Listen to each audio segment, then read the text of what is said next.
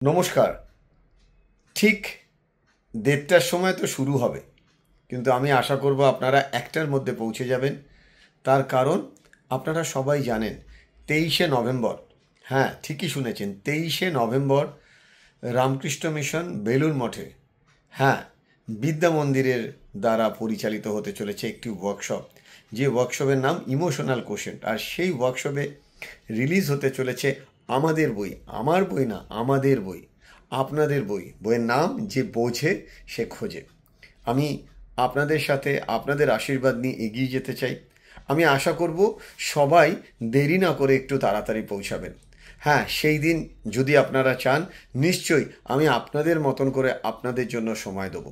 আশা করা যায় আপনাদের সাথে আমার দেখা হবে, এবং যে সমস্ত ছোটরা আসবে, যে সমস্ত বড়রা আসবেন, সবার আশীর্বাদ আমার দরকার।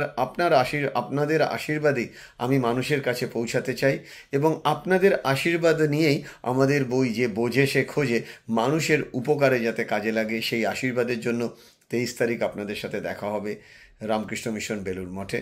ঠিক ১টার মধ্যে চলে আসবেন। Thank you.